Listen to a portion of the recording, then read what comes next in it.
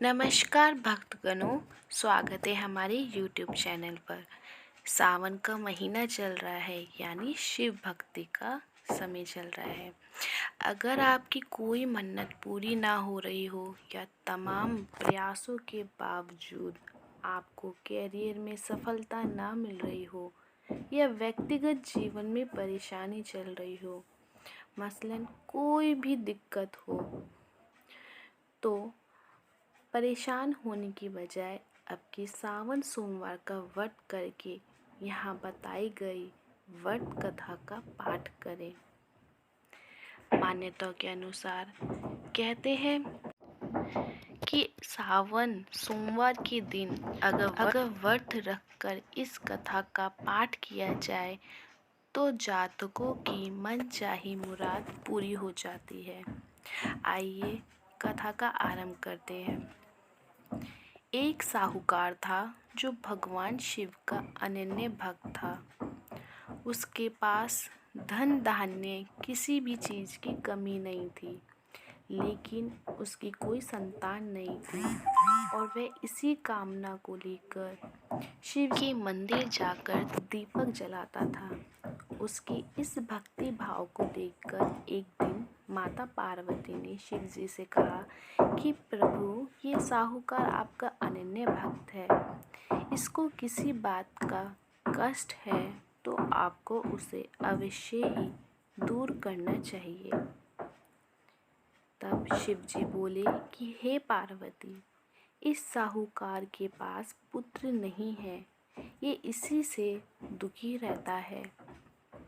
तब माता पार्वती कहती हैं, हे प्रभु, कृपा करके इसे पुत्र का वरदान दीजिए। तब भोलेनाथ ने कहा कि हे पार्वती, साहूकार के भाग्य में पुत्र का योग नहीं है। ऐसे में अगर इसे पुत्र की प्राप्ति का वरदान मिले तो वह केवल 12 वर्ष की आयु तक ही जीवित रहेगा। ये सुनने के बाद भी माता पार्वती ने कहा कि हे प्रभु, आपको इस साहूकार को पुत्र का वरदान देना ही होगा, अन्यथा भक्त क्यों आपकी सेवा पूजा करेंगे। माता की बार बार कहने से भोलेनाथ ने साहूकार को पुत्र का वरदान दिया, लेकिन यह भी कहा कि वह केवल 12 वर्ष तक ही जीवित रहेगा। ये सब साहूकार सारी बातें सुन रहा था, इसलिए उसे ना तो खुशी हुई और ना ही दुख। वह पहले की तरह भोलेनाथ की पूजा अर्चना करता रहा। उधर सेठानी गर्भवती हुई और 9वें महीने उसे सुंदर से बालक की प्राप्ति हुई। परिवार में खूब हर्षोल्लास मनाया गया, लेकिन साहूकार पहले की ही तरह और उसने बालक की तरह 12 वर्ष की आयु का जिक्र किसी से भी नहीं किया। जब बालक 11 वर्ष की आयु हो गई तो एक दिन साहूकार ने सेठानी ने बालक के विवाह के लिए कहा, तो साहूकार ने कहा कि वे अभी बालक को पढ़ने के लिए काशी भेजेगा। इसके बाद उसके मामा को बुलाया, कहा इसे काशी पढ़ने के लिए ले जाओ। रास्ते में जिस भी स्थान पर रुकना, वहाँ यज्ञ करते हुए और ब्राह्मण को भोजन कराते हुए आगे बढ़ना। उन्होंने भी इसी तरह करते हुए जा रहे थे कि रास्ते में राजकुमारी का विवाह था, जिससे उसका विवाह होना था। वह एक आँख से काना था। तो उसके पिता ने जब अति सुंदर साहूकार की बेटी को देखा तो उसके मन में आया, क्यों ना इसे ही घोड़े पर बिठाकर शादी के सारे कार्य संपन्न करा लिया जाए। तो उन्होंने मामा से बात की और कहा इसके बदले वे अथाह धन देंगे। ऐसा सुनने पर वे दोनों मामा राजी हो गए। इसके बाद साहूकार का बेटा विवाह की बेदी पर बैठा और जब विवाह कार्य संपन्न हो गए तो जाने से पहले उसने राजकुमारी की चुनरी के पल्ले पर लिखा कि तेरा विवाह तो मेरे साथ हुआ है, लेकिन जिस राज के साथ भेजेंगे वह तो एक आँख का काना है। इसके बाद अपने मामा के साथ काशी के लिए चला गया। उधर जब राजकुमार ने अपनी राजकुमारी ने अपनी चुनरी पर लिखा हुआ पाया तो उसने राजकुमार के साथ जाने से मना कर दिया। तो राजा ने भी अपनी पुत्री को बारात के साथ विदा नहीं किया। बारात वापस लौट गई।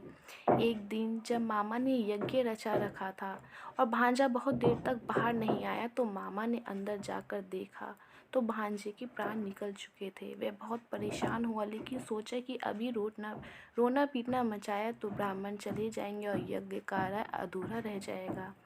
जब यज्ञ संपन्न हुआ तो मामा ने रोना पीटना शुरू किया। उस समय शिव पार्वती उधर से जा रहे थे तो माता पार्वती ने शिवजी से पूछा कि हे प्रभु, ये कौन रो रहा है। तभी उन्हें पता चलता है कि ये तो उस भोलेनाथ के आशीर्वाद से माँ साहूकार का पुत्र है। तब माता पार्वती कहती हैं कि हे स्वामी, इसे जीवित कर दें, अन्यथा रोते रोते इसके माता पिता के प्राण निकल जाएंगे। तब भोलेनाथ ने कहा कि हे पार्वती, इसकी आयु इतनी ही थी सो वह भोग चुका। लेकिन माँ के बार बार आग्रह करने पर भोलेनाथ ने उसे जीवित कर दिया।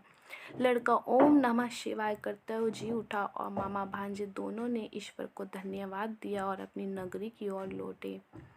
रास्ते में वही नगर पड़ा और राजकुमारी ने उन्हें पहचान लिया। तब राजा ने राजकुमारी को साहूकार के बेटे के साथ बहुत सारा धन धान्य से विदा किया। उधर साहूकार और उसकी पत्नी छत पर बैठे थे। उन्होंने ये प्रण कर रखा था कि यदि पुत्र सकुशल ना लौटा तो वे छत से कूदकर अपने प्राण त्याग देंगे। तभी लड़की के मामा ने आकर साहूकार के बेटे बहू के आने का समाचार सुनाया, लेकिन नहीं माने। तो मामा ने शपथ पूर्वक कहा। तब दोनों को विश्वास हो गया और दोनों ने अपने बेटे बहू का स्वागत किया। उसी रात साहूकार को स्वप्न में शिवजी ने दर्शन दिया और कहा कि तुम्हारी पूजन से मैं प्रसन्न हुआ है। इसी प्रकार जो भी व्यक्ति इस कथा को पढ़ेगा सुनेगा उसके समस्त दुख दूर हो जाएंगे और मनोवांछित सभी कामनाओं की पूर्ति होगी। हे भोलेनाथ सभी की मनोकामनाएं पूरी करे। सावन की और कथा सुनने के लिए मेरा चैनल लाइक एंड सब्सक्राइब करें।